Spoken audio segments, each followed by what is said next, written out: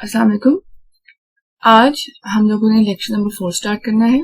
इससे पहले lecture number 3 में हम लोगों ने चैप्टर 8 का स्टार्ट किया था, जिसमें हम लोगों ने डिस्कस किया था कि प्रोग्राम क्या होता है, प्रोग्रामिंग लैंग्वेज क्या होती है, किस किस टाइप की प्रोग्रामिंग लैंग्वेजेस होती हैं, जो अगर हम लोग रिकैप करें तो ब्रॉडली 2 कैटेगरीज की होती हैं। पहली लो लेवल लैंग्वेज, दूसरी है high level language. High level language वो होती है जो क्लोज टू ह्यूमन लैंग्वेज होती है, जो आप लोग समझ सकते हो, जिसमें इंग्लिश लाइक वर्ड्स होते हैं। देन लो लेवल लैंग्वेज आप लोगों के पास ऐसी लैंग्वेज होती है जो क्लोज टू मशीन लैंग्वेज है। आप लोगों के पास ऐसी लैंग्वेज जो कंप्यूटर या कोई मशीन समझ सकती है, वो होती है low level language. Low level language further 2 categories में डिवाइड होती है। नंबर 1 है आप लोगों के पास मशीन लैंग्वेज। मशीन लैंग्वेज ऐसी लैंग्वेज है जिसमें जो भी इंस्ट्रक्शंस होंगी वो बाइनरी फॉर्म में होती हैं, 0 और 1, ऑन या ऑफ, और ऐसी लैंग्वेज को कभी भी ट्रांसलेट नहीं करना पड़ता, कंप्यूटर डायरेक्टली इसको अंडरस्टैंड करता है। सेकंड थी हमारे पास असेंबली लैंग्वेज। ऐसी लैंग्वेज है, ये क्लोज टू मशीन लैंग्वेज होती है, लेकिन ये एक स्टेप हायर होती है, हायर लेवल पे एग्जिस्ट करती है। इसमें इंग्लिश लाइक वर्ड्स होते हैं बट इनिशियल्स होते हैं। एग्जैक्टली ये इंग्लिश वर्ड्स को यूज नहीं करती है, और इसको भी कन्वर्ट करना पड़ता है मशीन लैंग्वेज में इन ऑर्डर टू एग्जीक्यूट। आज लेक्चर नंबर 4 में हम लोग डिस्कस करेंगे सबसे पहले सोर्स कोड। अभी तक जो भी हम लोगों ने पढ़ा उसमें ये था कि हम लोग प्रोग्राम को बोल रहे थे इंस्ट्रक्शंस। प्रोग्राम ऐसी इंस्ट्रक्शंस हैं जो हम लोग कंप्यूटर को देते हैं अपना कोई भी टास्क फुलफिल करवाने के लिए। तो जब हम लोग कंप्यूटर को कोई काम करने को बोलते हैं, हम लोग मोस्टली हाई लेवल लैंग्वेज में बोलते हैं। तो और उस फाइल को और उस कोड को, हम जो प्रोग्राम लिखते हैं कंप्यूटर से काम लेने के लिए, उसको हम लोग बोलते हैं सोर्स कोड। अगर हम लोग उसकी डेफिनेशन को देखें, a program written in high level language, ऐसा प्रोग्राम जो हाई लेवल लैंग्वेज में लिखा जाए उसको हम लोग सोर्स कोड कहते हैं। इसको सोर्स प्रोग्राम भी कहा जाता है। और ये कभी भी, क्योंकि ये हाई लेवल लैंग्वेज में है, ये कभी भी कंप्यूटर डायरेक्टली समझ नहीं सकता। कंप्यूटर को सिर्फ मशीन लैंग्वेज समझ में आती है, जो है 0 और 1 की फॉर्म में। तो ऐसी सोर्स कोड आप लोगों को ट्रांसलेट करना पड़ता है ताकि कंप्यूटर उसको समझ सके। तो एक दफा मैं फिर रिपीट कर दूं, सोर्स कोड आप लोगों के पास क्या है? ऐसा प्रोग्राम जो आप लिखते हो हाई लेवल लैंग्वेज में, इसको हम लोग सोर्स प्रोग्राम भी बोलते हैं, और ये कभी भी डायरेक्टली एग्जीक्यूट नहीं हो सकता आपके कंप्यूटर पे। एग्जीक्यूट करने के लिए जरूरी होता है सोर्स कोड को ट्रांसलेट किया जाए। जब आपके लिखे हुए प्रोग्राम को, जिसको हम सोर्स कोड या सोर्स प्रोग्राम बोलते हैं, ट्रांसलेट करते हैं, तो वो ऑब्जेक्ट कोड बन जाता है। ऑब्जेक्ट कोड की डेफिनेशन देखें तो a programme in machine language, एक ऐसा प्रोग्राम जो मशीन लैंग्वेज में होता है। इसका मतलब है 0 और 1 की फॉर्म में होता है। इसको हम लोग मशीन कोड या ऑब्जेक्ट प्रोग्राम भी बोलते हैं। क्योंकि ये होता ही मशीन लैंग्वेज में है, तो इसलिए ये कंप्यूटर में डायरेक्टली एग्जीक्यूट हो जाता है, इसको ट्रांसलेट करने की जरूरत नहीं पड़ती। तो अभी तक जो चीज हमने डिस्कस की वो ये है, आप लोग जो भी प्रोग्राम लिखते हो वो हाई लेवल लैंग्वेज में लिखते हो, जो कंप्यूटर अंडरस्टैंड नहीं कर सकता। उस हाई लेवल लैंग्वेज के प्रोग्राम को मशीन कोड में कन्वर्ट करते हैं, और उस कोड को बोलते हैं ऑब्जेक्ट कोड। ये एक ऐसा कोड होता है जो 0 और 1 मशीन लैंग्वेज की फॉर्म में होता है, और जो कंप्यूटर डायरेक्टली समझ सकता है, इसलिए उसको ट्रांसलेटर की जरूरत नहीं होती, और वो डायरेक्टली प्रोग्राम को एग्जीक्यूट कर लेता है। देन हमारे पास अगर हम लोग डिफरेंस देखें, तो सोर्स कोड और ऑब्जेक्ट कोड में जो डिफरेंस है, it is written in high level और असेंबली लैंग्वेज। अब यहाँ पे एक पॉइंट नोटिसेबल है कि असेंबली लैंग्वेज भी ऑब्जेक्ट कोड या मशीन लैंग्वेज नहीं होती है। कोई भी प्रोग्राम जो असेंबली लैंग्वेज में भी लिखा जाता है, उसको भी मशीन लैंग्वेज में कन्वर्ट करना नेसेसरी है।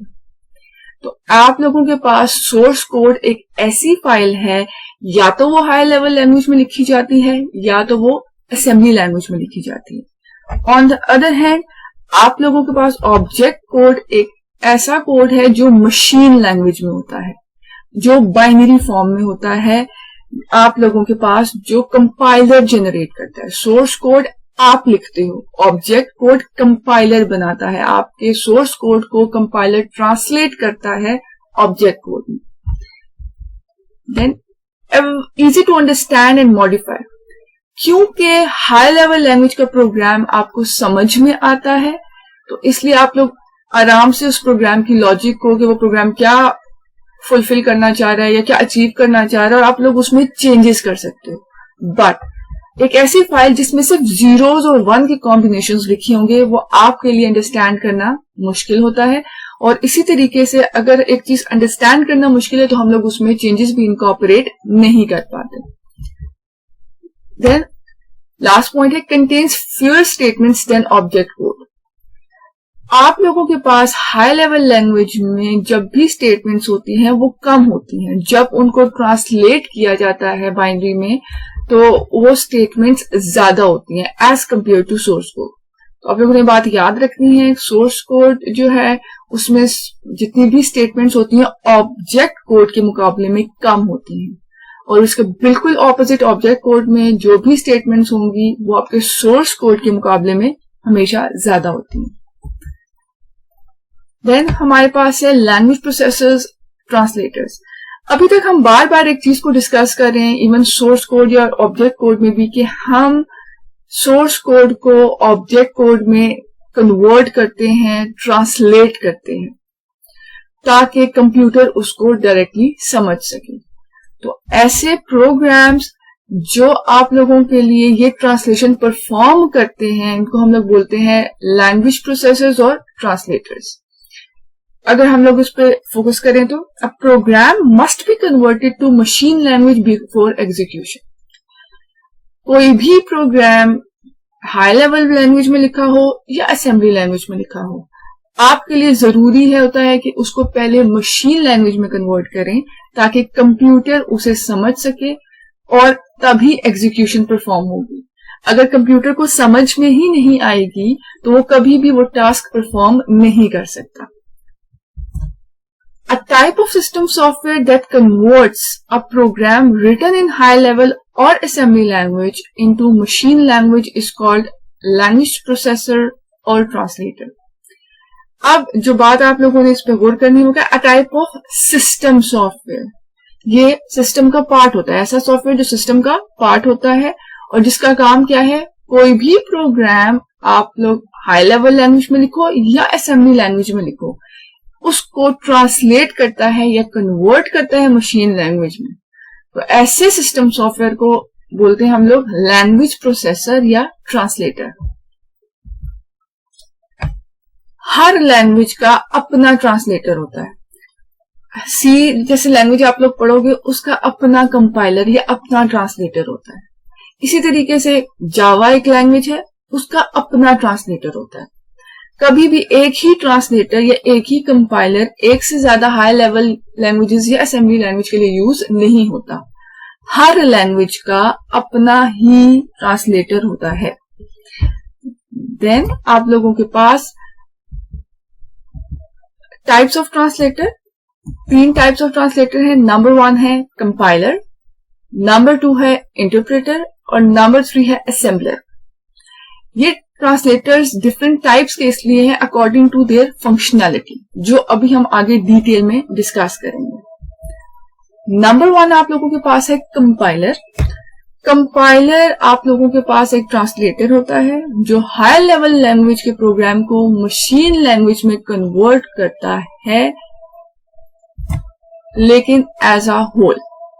एज अ होल का मतलब ये है कि ये एक पूरा का पूरा सोर्स प्रोग्राम, जितना भी आपने प्रोग्राम लिखा है, इस पूरे को एक साथ ट्रांसलेट करता है। A program that converts the instructions written in high level language into machine language। एक ऐसा प्रोग्राम जो आप लोगों की इंस्ट्रक्शंस जो आपने हाई लेवल लैंग्वेज में लिखी हैं उनको मशीन लैंग्वेज में कन्वर्ट करता है एज अ होल, एक साथ ही। ये बारी बारी स्टेप्स बाय स्टेप नहीं करता। आगे आप लोग इसका इनपुट होता है पूरा का पूरा प्रोग्राम। आप पूरा का पूरा प्रोग्राम कंपाइलर को देते हो, वो उस पूरे को एक साथ कन्वर्ट करके आपको फाइनल ऑब्जेक्ट कोड रिटर्न करता है। तो सबसे पहले क्या पॉइंट आ गया, convert source program into machine code. आप लोगों के पास सी कंपाइलर का इनपुट क्या होगा, एक सोर्स प्रोग्राम जो आपने लिखा है। फिर आपका सी कंपाइलर आपके लिखे हुए कोड को कन्वर्ट करता है ऑब्जेक्ट प्रोग्राम में जो कंप्यूटर समझ सकता है। और इसका जो मेन ट्विस्ट है वो क्या है, एज अ होल। ये पूरा एक प्रोग्राम एज अ होल लेके एक दफा ही आंसर रिटर्न करता है, एक नई फाइल जनरेट करता है। और आगे हम लोग इंटरप्रेटर पढ़ेंगे, इसके साथ मेन डिफरेंस भी यही है कि कंपाइलर आप लोगों के पास सोर्स प्रोग्राम को जब कन्वर्ट करता है ऑब्जेक्ट प्रोग्राम में तो एक नई फाइल क्रिएट करता है, न्यू फाइल क्रिएट करता है। Checks each statements for syntax error. इससे पहले हम लोगों ने डिस्कस किया था पीछे कि सिंटेक्स क्या होता है। सी लैंग्वेज का सिंटेक्स क्या है, वो रूल्स जिनके मुताबिक आप लोग प्रोग्रामिंग लिखते हो, प्रोग्रामिंग के कोड्स लिखते हो, तो वो सारे रूल्स क्या होते हैं, सिंटेक्स। तो कंपाइलर सबसे पहले चेक करता है हर स्टेटमेंट में कि उसमें कोई सिंटेक्स एरर तो नहीं है, आपकी इंस्ट्रक्शंस में कोई ऐसी इंस्ट्रक्शन तो नहीं लिखी हुई जो रूल के खिलाफ हो। तो सबसे पहला काम कंपाइलर क्या करता है, हर स्टेटमेंट को चेक करता है कि उसमें कहीं सिंटेक्स एरर तो नहीं है। अगर किसी प्रोग्राम में सिंटेक्स एरर हो तो आप लोग कभी भी उसको कंपाइल नहीं कर सकते। A program containing an error cannot be compiled। तो वो ट्रांसलेशन करने से पहले चेक करता है क्या हर लाइन अकॉर्डिंग टू रूल्स लिखी हुई है। अगर किसी एक पॉइंट पे भी कोई प्रॉब्लम आ जाती है तो वो उसको कंपाइल या ट्रांसलेट नहीं करता। A compiler can translate the programs of only those language for which it is written।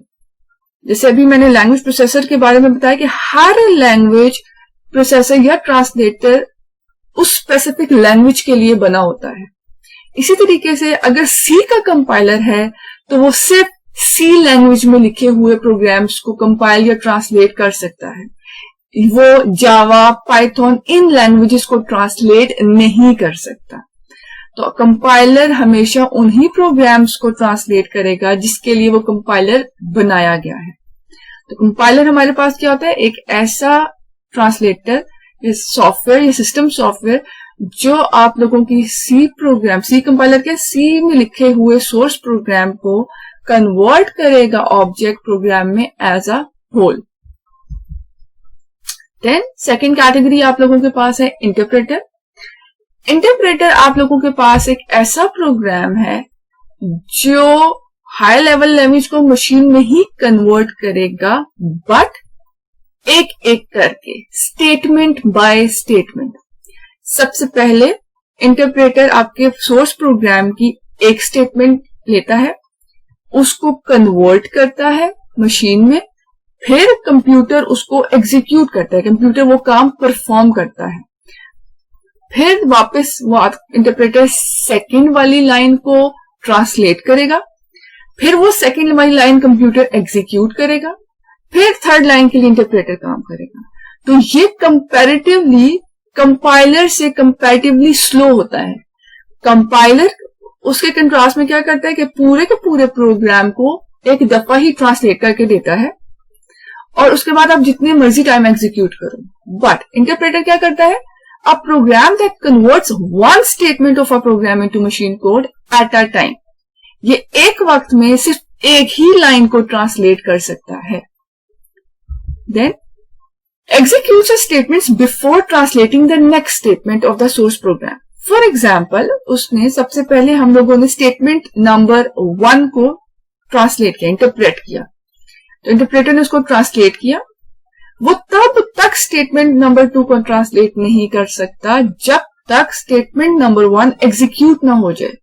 Statement number 1 में जो भी काम आपने कंप्यूटर को करने को बोला है, जब तक कंप्यूटर वो काम कर ना ले तब तक अगली स्टेटमेंट ट्रांसलेट नहीं होती है। देन आप लोगों के पास इंटरप्रेटर स्टार्ट में कभी भी रूल्स को या एरर्स को चेक नहीं करता, ये सिर्फ उसी लाइन को देखता है जिसको ये ट्रांसलेट कर रहा होता है। तो जैसे ही हमारे पास किसी भी स्टेटमेंट में कोई एरर आता है, इंटरप्रेटर वहीं पे रुक जाता है, स्टॉप कर जाता है। Then error detection is easy. Error detection क्यों इजी है? क्योंकि इंटरप्रेटर ट्रांसलेट करते हुए रुका ही वहां था जहां एरर है, तो आप लोगों को ढूंढना नहीं पड़ता एरर को। तो आप इंटरप्रेटर में एरर डिटेक्शन है easy, but it is not very efficient as compare to compiler. लेकिन ये फिर भी कंपाइलर के अगेंस्ट इतना एफिशिएंट नहीं है, क्योंकि ये ऑब्जेक्ट प्रोग्राम प्रोड्यूस नहीं करता। कंपाइलर क्या करता था? सोर्स प्रोग्राम लेता था, उसको कंप्लीट ट्रांसलेट करके ऑब्जेक्ट प्रोग्राम, एक नया प्रोग्राम बना देता था। लेकिन इंटरप्रेटर आप लोगों के पास ऑब्जेक्ट प्रोग्राम नहीं बनाता है। ये ऑब्जेक्ट कोड में ट्रांसलेट जरूर करता है, लेकिन उसकी कोई न्यू फाइल क्रिएट नहीं करता। देन आप लोगों के पास थर्ड कैटेगरी है assembler. A program that translate instructions written in assembly language in machine code. Assembler भी एक ट्रांसलेटर है, लेकिन ये सिर्फ उन्हीं प्रोग्राम्स को ट्रांसलेट कर सकता है जो असेंबली लैंग्वेज में लिखे गए हैं। ये एज अ होल भी कर सकता है या स्टेटमेंट बाय स्टेटमेंट भी कर सकता है, लेकिन ये हाई लेवल लैंग्वेज के प्रोग्राम को कन्वर्ट नहीं करता। ये सिर्फ ऐसे प्रोग्राम्स को ट्रांसलेट करता है जो असेंबली लैंग्वेज में लिखे गए हैं।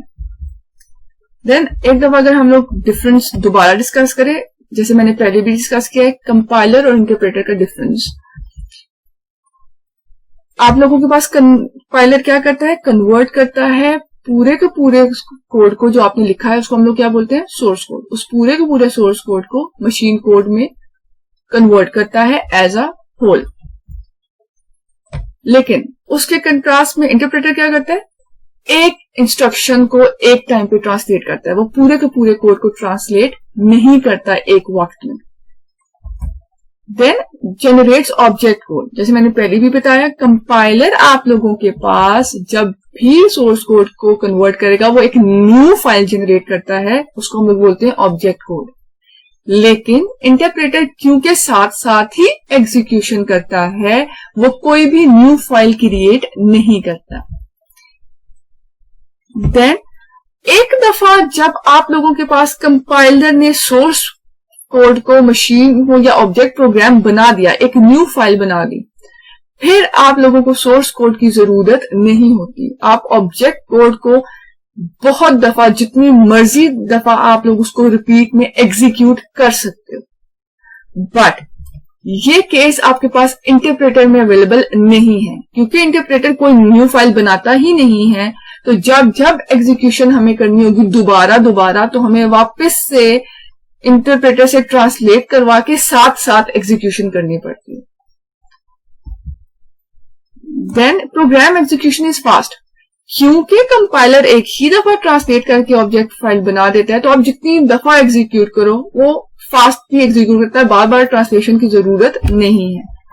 बट क्योंकि आपका इंटरप्रेटर साथ साथ ट्रांसलेट करता है, तो वो कंपैरेटिवली स्लो होती है उसकी एग्जीक्यूशन। देन आप लोगों के पास कंपाइलर एरर मैसेज जनरेट करता है पूरे प्रोग्राम को कंपाइल करने के बाद। एक दफा ही उस प्रोग्राम के जिस जिस हिस्से में एरर था वो आप लोगों को लाइन नंबर के साथ लिख के बता देता है कि यहां एरर है। पूरी फाइल को एक दफा वो पूरा पढ़ के एक दफा ही सारे एरर्स बताता है।